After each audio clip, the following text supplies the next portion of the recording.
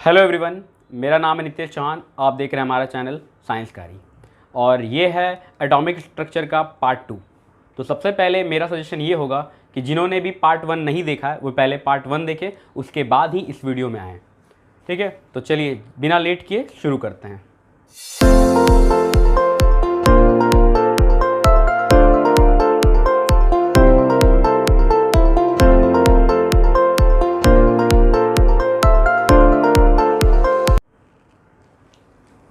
तो last video में हमने एटॉमिक स्ट्रक्चर से रिलेटेड अलग अलग थ्योरी पढ़ लिया था और उसमें हमारा लास्ट टॉपिक था Rutherford model, Rutherford atomic model. तो आज हम लोग बात करेंगे उसके बाद से। ठीक है, तो हमारा अगला हेडिंग होने वाला है ड्रॉबैक्स ऑफ रदरफोर्ड मॉडल। इसका ड्रॉबैक क्या है? इसका ड्रॉबैक को समझने के लिए थोड़ा सा हमको फिजिक्स समझना पड़ेगा। क्या है कि एक थ्योरी आया जो है आपका Maxwell theory of electromagnetic radiation. इसमें यह बोला गया कि अगर कोई चार्ज पार्टिकल, ये कोई चार्ज पार्टिकल है, चार्ज मतलब वो पॉजिटिवली या नेगेटिवली चार्ज हो सकता है, अगर ये एक्सेलरेटेड मोशन करता है, if a charge particle undergo accelerated motion then it continuously emitted some radiation. मतलब बड़ा साधारण है कि अगर कोई चार्ज पार्टिकल एक्सेलरेटेड मोशन करता है तो उसके अंदर से रेडिएशंस निकलेगा, मतलब एनर्जी वो लगातार लूज करेगा। ये मैक्सवेल का थ्योरी है इलेक्ट्रोमैग्नेटिक रेडिएशन के रिगार्डिंग। ठीक है, जब ये थ्योरी आया तो इसको अप्लाई किया गया रदरफोर्ड के मॉडल पे। रदरफोर्ड का मॉडल क्या था कि बीच में न्यूक्लियस है जहाँ पे सारा मास और सारा पॉजिटिव चार्ज कॉन्सेंट्रेटेड है। ठीक है, और इलेक्ट्रॉन इसके चारों तरफ घूम रहा है, ये इलेक्ट्रॉन है। अब इलेक्ट्रॉन जब गोल घूम रहा है तो इसका मतलब ये है कि वो एक्सेलरेटेड मोशन में है। ठीक है, आप फिजिक्स में पढ़ेंगे कि अगर कोई बॉडी सर्कुलर मोशन कर रहा है तो उसके अंदर भी एक्सेलरेशन आ जाता है। अभी हम फिलहाल वो डिस्कस नहीं करेंगे क्योंकि वो फिजिक्स का पार्ट है। बस आपको इतना समझना है कि अगर कोई बॉडी सर्कुलर मोशन कर रहा है तो वो एक्सेलरेटेड मोशन कर रहा है और अगर ये एक्सेलरेटेड मोशन कर रहा है तो इसके अंदर से लगातार क्या होगा, एनर्जी रिलीज होगा। और एनर्जी रिलीज होगा तो ये कमज़ोर पड़ने लगेगा और लगातार न्यूक्लियस इसको अपनी तरफ खींचना स्टार्ट करेगा और इसका स्पीड घटेगा और ये लगातार न्यूक्लियस की तरफ पुल होने लगेगा ऑटोमेटिकली। और उसके कारण ये इलेक्ट्रॉन अब सर्कुलर पाथ नहीं फॉलो करके एक स्पाइरल पाथ फॉलो करेगा और अल्टीमेटली ये न्यूक्लियस में गिर जाएगा। ठीक है, अगर हम ये कंसेप्ट को यहाँ अप्लाई कर दें, ठीक है, तो जैसे हम इसको अप्लाई करते हैं तो रदरफोर्ड का मॉडल फेल हो जाता है क्योंकि वो इस बात को समझाने में अनसक्सेसफुल हो जाता है कि why electrons revolve around the nucleus.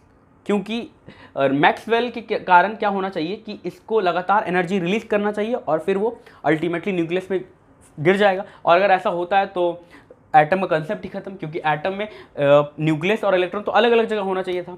ठीक है, तो ये है आपका ड्रॉबैक ऑफ रदरफोर्ड मॉडल, मतलब रदरफोर्ड के मॉडल में ये कमी है। अब जैसे ही कमी आ गया तो इसको दूर करने के लिए फिर नया थ्योरी आना चाहिए। तो अब हम लोग नेक्स्ट थ्योरी की तरफ मूव करते हैं जो कि आपका फाइनल थ्योरी है और उसी से रिलेटेड आपको सारा बात समझना है फाइनली। चलिए तो आगे बढ़ जाते हैं।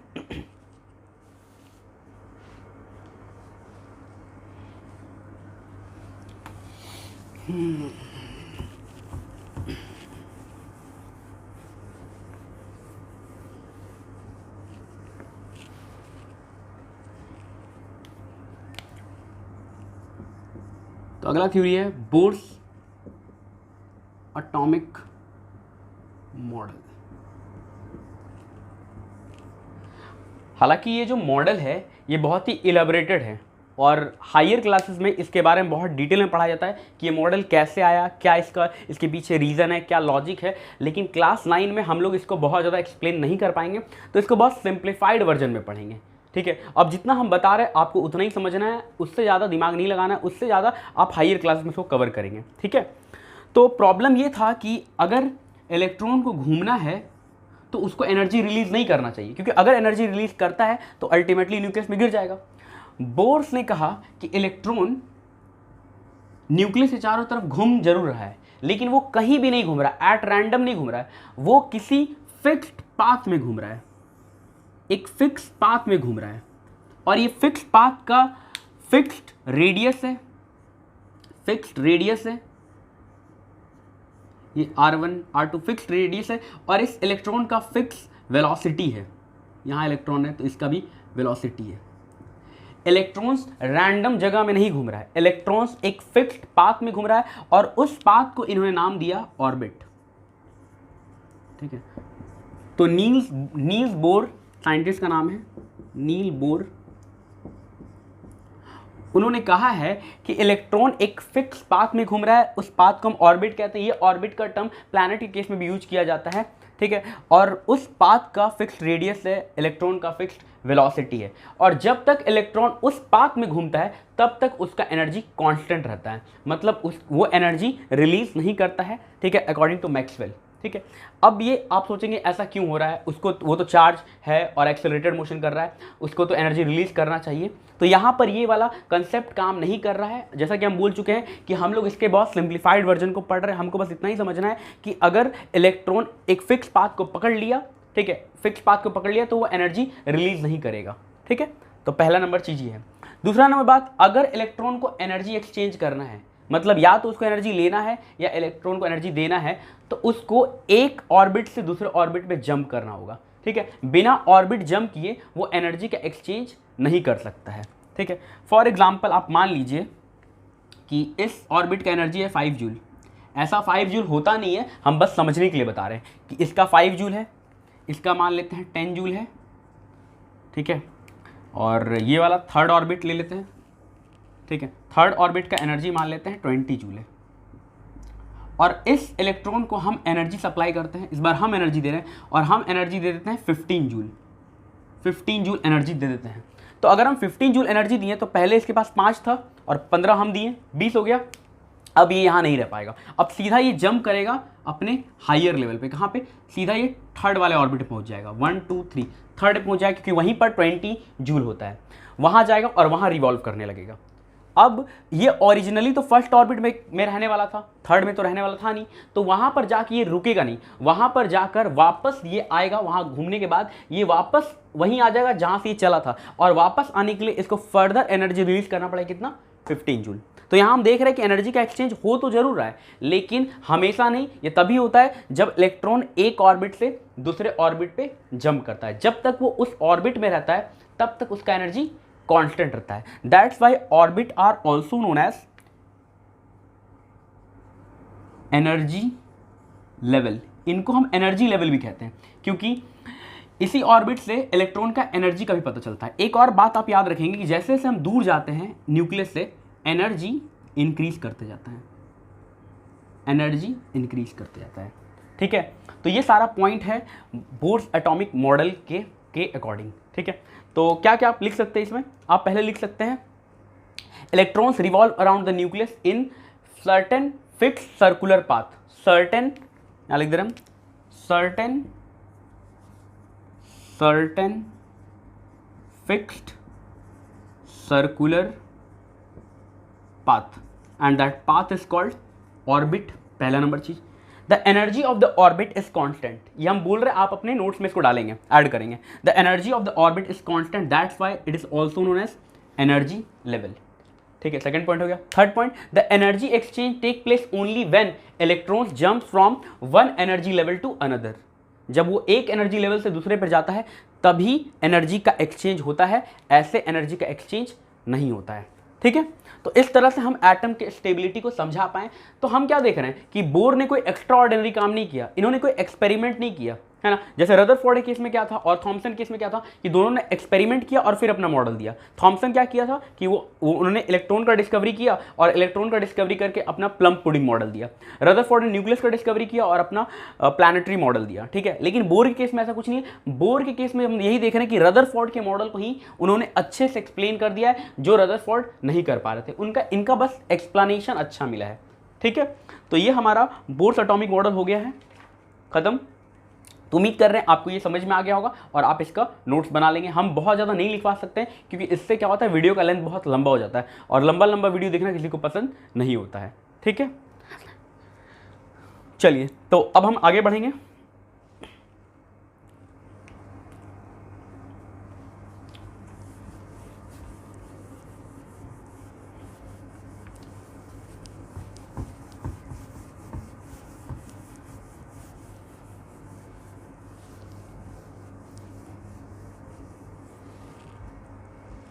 ठीक, हम आप लोग के लिए एक टाइमलाइन बना रहे हैं, आप वो टाइमलाइन को देखिए।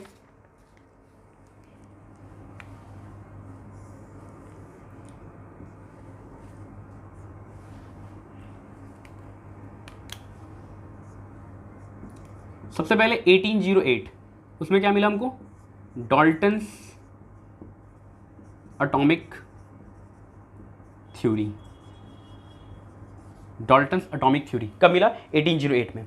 फिर 1897 डिस्कवरी ऑफ क्या, इलेक्ट्रॉन का डिस्कवरी हो गया 1897 में। ठीक है, ये सब डेट इंपॉर्टेंट नहीं है, बस समझने के लिए कि हाँ कौन कौन सा चीज़ डिस्कवर हुआ और कितना कितना गैप है उसके बीच में, कितना टाइम लग गया, बस उसी को समझना है हमको। जब इलेक्ट्रॉन का डिस्कवरी हुआ उसे कुछ ही साल बाद, मतलब 1-2 साल बाद हमको मिला अपना plum pudding model, Thomson atomic model जो है हमारा। ठीक है, नेक्स्ट 1911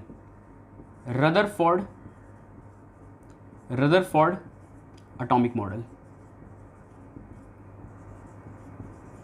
ठीक है, 1913 बोर्स एटॉमिक मॉडल। बहुत ज़्यादा गैप नहीं है, पहले रदरफोर्ड का मॉडल आया, जस्ट बाद बोर्स का आ गया, और 1932 में डिस्कवरी हुआ फाइनली न्यूट्रॉन का, डिस्कवरी ऑफ न्यूट्रॉन। ठीक है, पिछले वीडियो में मैंने ये बात बताया था कि ये जो स्ट्रक्चर ऑफ एटम का जो कहानी है काफ़ी लंबा है, तुरंत नहीं हुआ है। देख पा रहे कितना साल इसमें लग गया है और कितना सारा साइंटिस्ट का कंट्रीब्यूशन है। बहुत सारा का नाम तो यहाँ पे आया नहीं है क्योंकि हम लोग का जो सिलेबस है वो पूरा का पूरा बात को कवर नहीं कर रहा है। जितना बात कवर कर रहा है हम उतना समझाने की कोशिश कर रहे हैं। तो यहाँ तक हम लोग पढ़ चुके हैं फाइनली बोर्स एटॉमिक मॉडल। अब फाइनली बच गया है ये कि डिस्कवरी ऑफ न्यूट्रॉन, है ना। तो हमको अपना एक पार्टिकल मिला इलेक्ट्रॉन, फिर मिला प्रोटॉन, डिस्चार्ज ट्यूब एक्सपेरिमेंट से। अब बारी है न्यूट्रॉन का। तो सबसे पहला बात यह है कि न्यूट्रॉन के डिस्कवरी के बारे में आइडिया कहाँ से आया, क्योंकि मॉडल तो मिल चुका है, यहाँ तो कोई दिक्कत नहीं है, बोर्स एटॉमिक मॉडल मिल गया और मॉडल एकदम परफेक्ट है, कोई दिक्कत उसमें नहीं है। तो फिर ये न्यूट्रॉन का कहानी कहाँ से है, तो ये आता है एटॉमिक वेट से, एटॉमिक वेट से। ठीक है, जब एटम का वेट निकाला गया तो देखा जा रहा है कि जैसे मान लेते हैं उसके अंदर x प्रोटॉन है ना, किसी एटम के अंदर x नंबर ऑफ प्रोटॉन है। ठीक है, और एटम का वेट जो आ रहा है इसका जस्ट डबल आ रहा है, डबल आ रहा है। प्रोटॉन का जो भी मास है, वेट है, उसका यहाँ पे डबल आ रहा है पूरे एटम का वेट। अब लोग सोच में पड़ गए कि ऐसा क्यों हो रहा है कि प्रोटॉन के वेट का डबल आ रहा है, इलेक्ट्रॉन का वेट उतना ज़्यादा नहीं है। ठीक है, आपको यहाँ पे हम बता दे रहे हैं, एक इलेक्ट्रॉन जो होता है वो काफ़ी छोटा होता है एक प्रोटॉन के सामने। आप ये भी बोल सकते हैं कि प्रोटॉन का मास बहुत ज़्यादा है और इलेक्ट्रॉन का मास बहुत ही कम है। लगभग 1836 इलेक्ट्रॉन मिलेगा तो जाकर एक प्रोटॉन का बराबरी कर पाएगा। इसका मतलब अगर हम एक तराजू लें और तराजू में एक तरफ एक प्रोटॉन रखें, तो दूसरे तरफ हमको 1836 इलेक्ट्रॉन रखना पड़ेगा, तब वो वेट बराबर होगा। मतलब हम बोल सकते हैं कि इलेक्ट्रॉन का जो वेट है, मास है, वो प्रोटॉन के सामने बहुत ही कम है, नेग्लिजिबल है, नेग्लेक्ट कर सकते हैं। ठीक है, तो अब यहाँ पे ये नहीं बोला जा सकता कि इलेक्ट्रॉन की वजह से मास डबल हो गया, क्योंकि इलेक्ट्रॉन का तो कोई मास ही नहीं है ना, मतलब ना के बराबर है। तो ये डबल क्यों आ रहा है, तो डबल आ रहा है क्योंकि वहाँ पर कुछ और पार्टिकल है जो जिसका मास प्रोटॉन के इक्विवेलेंट है, और उसी की वजह से जो मास है वो डबल हो जा रहा है, प्रोटॉन का मास डबल हो जा रहा है। मतलब कि मान लीजिए कि इसका मास है, ऐसा मान लेते हैं हम 5 ग्राम है। ऐसे प्रोटॉन तो बहुत हल्का होता है तो 5 ग्राम हो नहीं सकता है। ठीक है, हम समझाने के लिए बता रहे हैं। तो ये 5 ग्राम है और इसका वेट आता है 10 ग्राम। अभी 5 एक्स्ट्रा कहाँ से आ गया, तो कोई बोलेगा 5 इलेक्ट्रॉन होगा, नहीं, इलेक्ट्रॉन तो हो ही नहीं सकता, इलेक्ट्रॉन तो काफ़ी कम है। तो वो जो 5 एक्स्ट्रा आ रहा है वो किसी और पार्टिकल की वजह से आ रहा है, और उसी का डिस्कवरी के बारे में अभी बात होने वाला है। तो वही है क्या, न्यूट्रॉन। ठीक है, न्यूट्रॉन का डिस्कवरी इतना लेट से क्यों हुआ, तो इसके पीछे बहुत सारा कारण, एक तो कि ये न्यूट्रल है, तो न्यूट्रल है तो चार्ज का कोई लफड़ा ही नहीं है, प्लस माइनस को टेंशन नहीं है, तो ये बीच में दबा रह गया।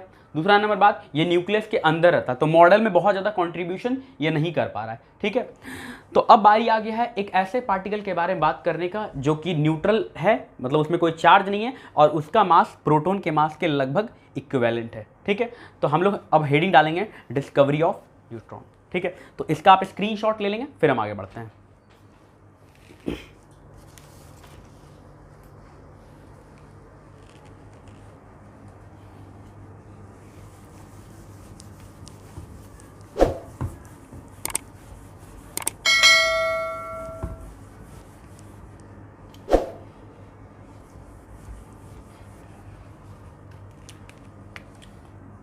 डिस्कवरी ऑफ न्यूट्रॉन, तो इसमें जो साइंटिस्ट का कंट्रीब्यूशन है उसका नाम है जेम्स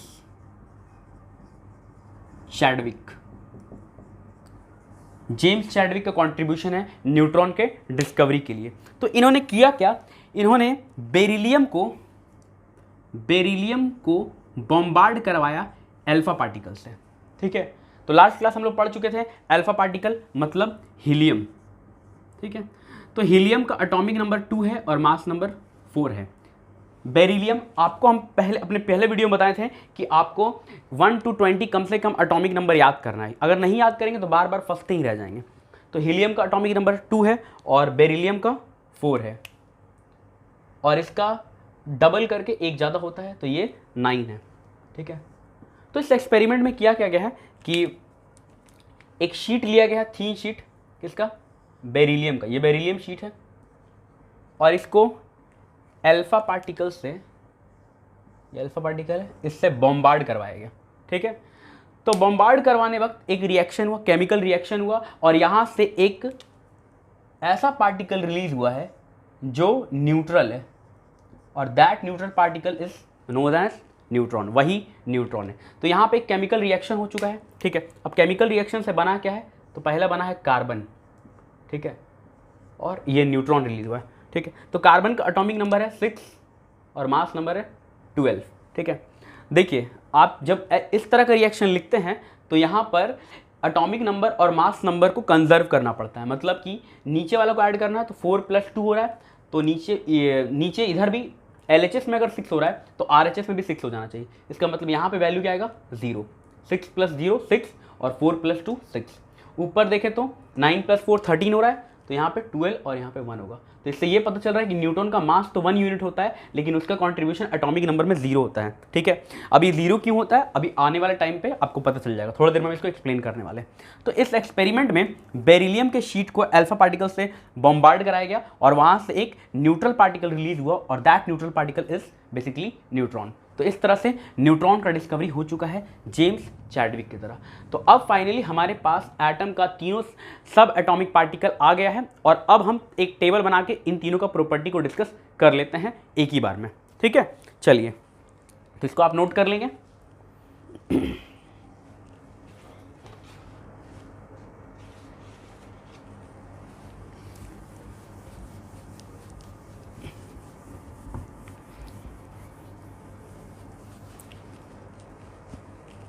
तो एक टेबल बनाना पड़ेगा।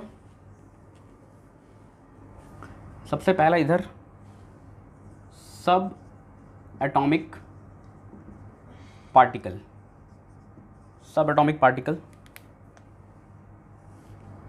ठीक है, इधर उसका चार्ज थोड़ा बड़ा लिखना पड़ेगा, चार्ज इधर रिलेटिव चार्ज, मास, रिलेटिव मास, एक और कॉलम बना लेते हैं, डिस्कवरर, कौन खोज किया है। ठीक है, तो पहला इलेक्ट्रॉन, दूसरा प्रोटॉन और तीसरा न्यूट्रॉन। तो न्यूट्रॉन के ऊपर कोई चार्ज नहीं है, 0 चार्ज है। ठीक है, तो यहाँ पे 0 लिख दे रहे हैं। न्यूट्रॉन लिख दिए हम। न्यूट्रॉन न्यूट्रल होता है, तो चार्ज नहीं है।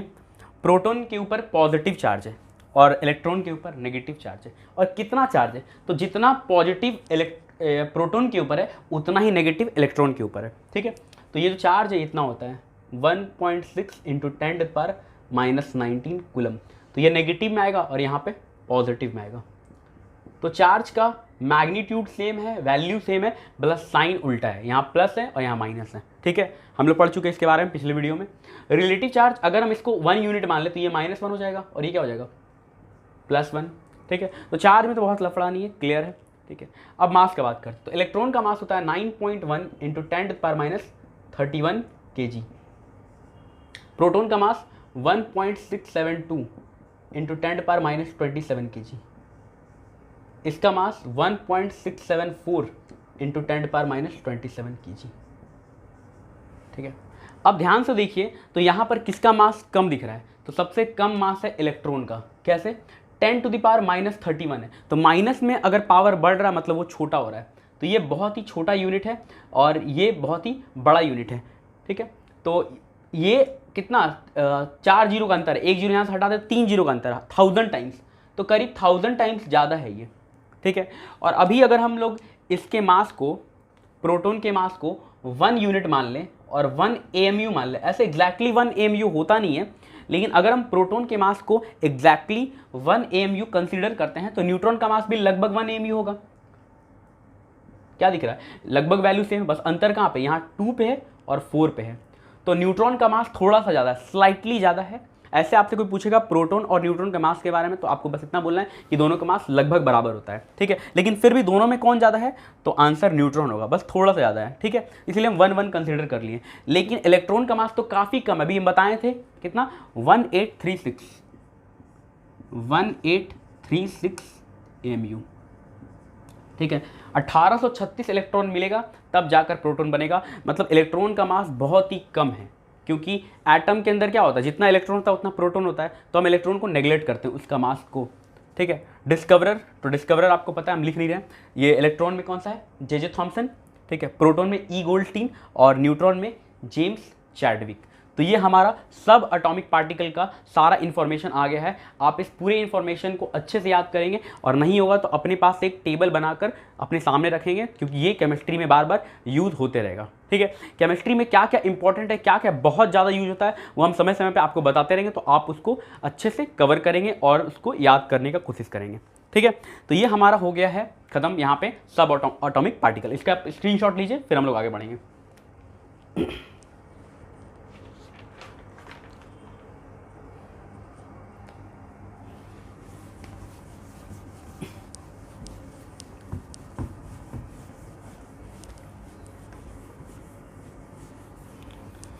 चलिए, अब हम कुछ इंपॉर्टेंट टर्म्स के बारे में यहाँ पे बात करना चाहते हैं। सबसे पहला टर्म है हमारा एटॉमिक नंबर। एटॉमिक नंबर को हम लोग Z से डिनोट करते हैं। ये होता क्या है, तो ये होता है, इट इज़ डिफाइंड, लिख दे रहे हैं, it is defined as the number of protons present in the nucleus of an atom। किसी एटम के न्यूक्लियस में कितना प्रोटॉन है, उसी प्रोटॉन के नंबर को एटॉमिक नंबर कहते हैं। मतलब Z इक्वल टू सिंपली हो जाएगा नंबर ऑफ प्रोटॉन।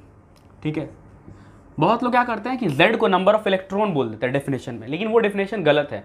आपको हमेशा बोलना है कि Z जो है वो नंबर ऑफ प्रोटॉन के इक्वल होता है। प्रोटॉन का नंबर ही एटॉमिक नंबर को डिसाइड करता है। क्यों, क्योंकि इलेक्ट्रॉन का नंबर चेंज होते रहता है, वो आगे पीछे होते रहता है। ठीक है, तो वो हमेशा इक्वल नहीं होगा।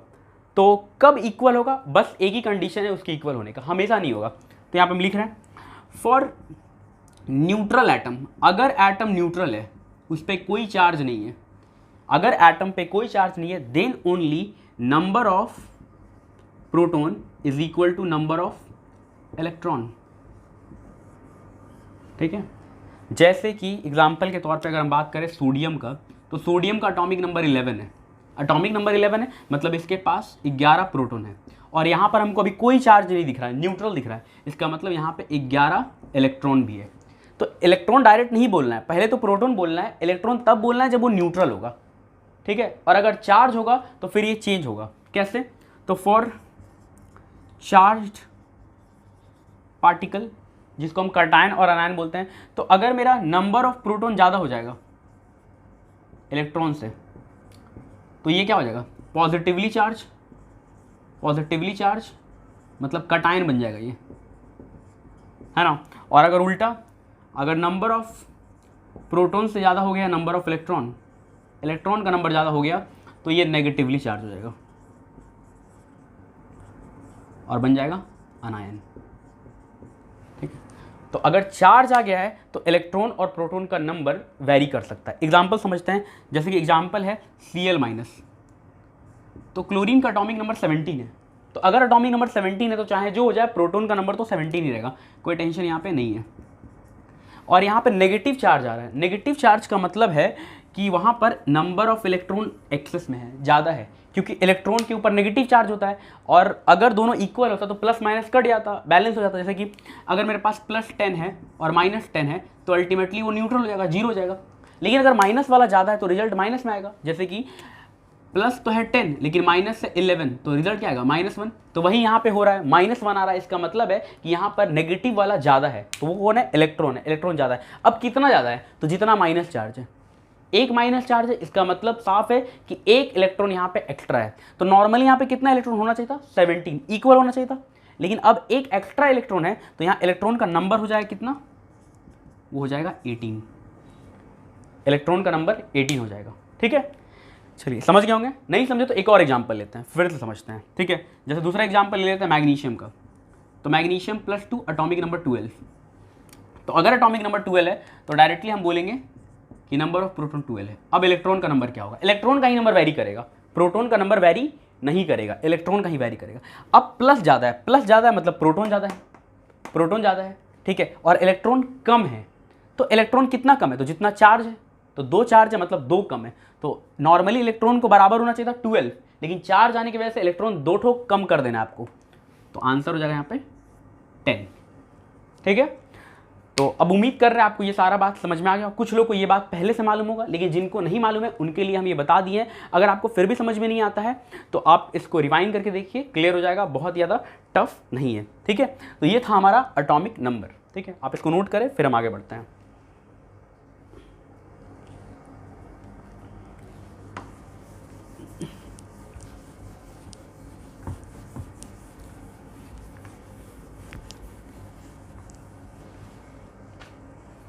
अगला हो जाएगा मास नंबर,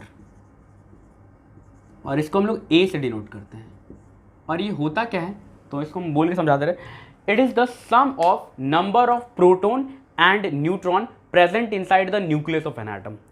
प्रोटॉन और न्यूट्रॉन, तो ए इक्वल टू हो जाएगा number of proton plus neutron. Proton और न्यूट्रॉन को कलेक्टिवली न्यूक्लियन भी कहा जाता है। न्यूक्लियन क्यों? क्योंकि ये न्यूक्लियस में रहता है, ये दोनों न्यूक्लियस में रहता है। ठीक है, और अगर हम पूछें कि एटम का मास किसके वजह से है, तो आंसर होगा प्रोटॉन और न्यूट्रॉन की वजह से, मतलब न्यूक्लियन की वजह से। क्यों? क्योंकि एटम के अंदर है क्या? तो एटम के अंदर 2 चीज़ें, एक तो न्यूक्लियस और दूसरा इलेक्ट्रॉन। न्यूक्लियस बीच में है और इलेक्ट्रॉन घूम रहा है। और अभी हम समझाएं कि इलेक्ट्रॉन का मास तो ना के बराबर है, नेग्लिजिबल है, तो ये मास में कंट्रीब्यूट कर नहीं सकता है। मास में कंट्रीब्यूट कौन करेगा? सिर्फ और सिर्फ न्यूक्लियस, जिसके अंदर न्यूक्लियस है, तो यही मास को कंट्रीब्यूट करता है। इसीलिए इसके नंबर को हम मास नंबर कहते हैं। मास नंबर कहने के पीछे ये लॉजिक है। ठीक है, तो ये क्लियर हो चुका है। अब देखिए, तो P की जगह क्या लिख सकते हैं? Z लिख सकते हैं। तो A इक्वल टू क्या हो जाएगा? Z प्लस N, और यहाँ से N इक्वल टू हो जाएगा A माइनस Z। ये फॉर्मूला याद रखना है न्यूट्रॉन निकालने के लिए। ठीक है, अब न्यूट्रॉन निकलेगा कैसे? तो किसी भी एलिमेंट का रिप्रेजेंटेशन ऐसा होता है, ये एलिमेंट का सिंबल है, नीचे लिखते हैं एटॉमिक नंबर और ऊपर लिखते हैं मास नंबर। किसी किसी बुक में इसको इस साइड लिखा जाता है, तो उससे टेंशन नहीं लेना है, इधर भी लिख सकते, इधर भी लिख सकते, कोई दिक्कत नहीं है, उससे गलती नहीं होता है। ठीक है, बस याद रखना है नीचे एटॉमिक नंबर और ऊपर मास नंबर। ठीक है, जैसे एग्जाम्पल का बात करें तो कार्बन 6 और 12, तो 6 हो गया एटॉमिक नंबर Z, तो ये दिया रहेगा और पूछेगा फाइंड द नंबर ऑफ सब एटॉमिक पार्टिकल, कितना कितना है। तो एटॉमिक नंबर 6 है मतलब प्रोटॉन 6 है। ठीक है, और ये न्यूट्रल है, तो न्यूट्रल है तो मतलब इलेक्ट्रॉन बराबर है, 6 है वो भी।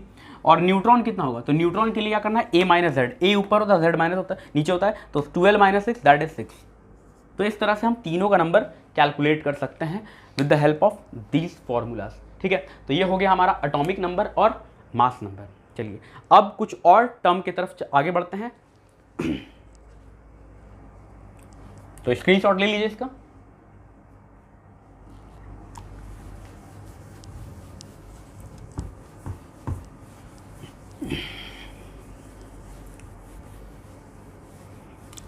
तो 3 टर्म है, तीनों को हम एक साथ देखेंगे।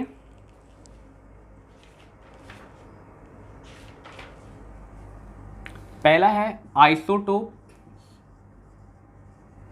आइसोबार्स और आइसोटोन्स।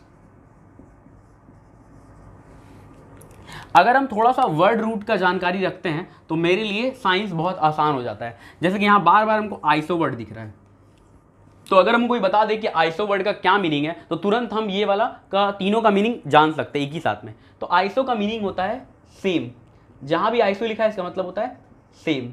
ठीक है, तो हर जगह कुछ ना कुछ सेम होने वाला है। फर्स्ट केस में क्या होगा, same atomic number but different mass number. Atomic number same होगा, मास नंबर डिफरेंट होगा। इसमें क्या होगा, same mass number but different atomic number. और यहां क्या होगा, सेम नंबर ऑफ न्यूट्रॉन्स का नंबर सेम होगा। तो तीनों जगह कुछ ना कुछ सेम है। क्या, पहला में तो एटॉमिक नंबर सेम है। जैसे कि आपको समझना है तो आप समझ सकते हैं कि कार्बन, तो कार्बन का एटॉमिक नंबर 6 होता है। तो एटॉमिक नंबर सेम होना चाहिए लेकिन मास नंबर डिफरेंट। तो यहाँ पे 12 हो सकता है, 13 हो सकता है, इवन ये 14 भी हो सकता है। तो इन तीनों को हम कहेंगे आइसोटोप्स ऑफ कार्बन। ठीक है, और भी एग्जाम्पल आइसोटोप्स का है HDT, इसको बोलते हैं प्रोटियम, ड्यूटेरियम, ट्राइटेरियम। एटॉमिक नंबर 1 है क्योंकि तीनों हाइड्रोजन ही है, लेकिन मास नंबर अलग है, 1 2 3। ये हो गया हमारा आइसोटोप, कार्बन का आइसोटोप और हाइड्रोजन का आइसोटोप्स। ठीक है, अब आते हैं आइसोबार में। आइसोबार में क्या है कि सेम होना चाहिए मास नंबर। ठीक है, जैसे कि कार्बन का ये वाला आइसोटोप अगर हम ले लें तो मास नंबर 12, और नाइट्रोजन ले रहे हैं तो नाइट्रोजन के लिए 14 होता है। तो हम क्या देख रहे हैं, ए सेम हो गया लेकिन जेड डिफरेंट है, तो ये क्या कहलाएगा, आइसोबार। ठीक है, और नेक्स्ट है नंबर ऑफ न्यूट्रॉन सेम हो जाना चाहिए। ठीक है, तो घट के सेम आना चाहिए। जैसे यहाँ पे 7 आ रहा है तो यहाँ पे 13 ले लेते हैं, 7 6 13, 7 आ गया। नंबर ऑफ न्यूट्रॉन कैसे निकलता है, सब्ट्रैक्ट करना पड़ता है ए माइनस जेड। तो ए माइनस जेड किए तो 7, ए माइनस जेड किए 7। तो ये दोनों कहलाएगा आइसोटोन्स, ये दोनों आइसोबार, और ये सब कहलाएगा आइसोटोप्स। इसमें से सबसे इंपॉर्टेंट आइसोटोप्स है।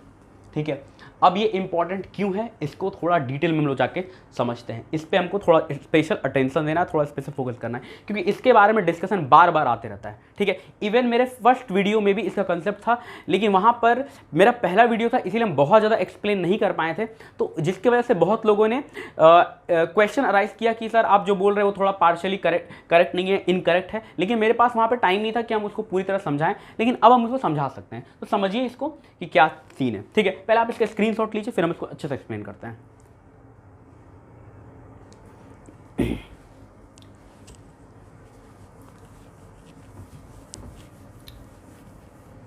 फर्स्ट वीडियो में मैंने बताया था कि एक एलिमेंट एक प्योर सब्सटेंस है। एलिमेंट एक ऐसा प्योर सब्सटेंस है जिसके अंदर जो पार्टिकल है वो सब एक जैसा है।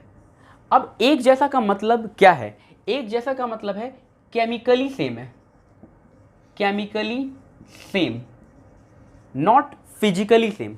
ठीक है, तो प्रॉपर्टी जो होगा वो हमारे पास दो तरह का होगा, एक तो केमिकल प्रॉपर्टी और दूसरा फिजिकल प्रॉपर्टी।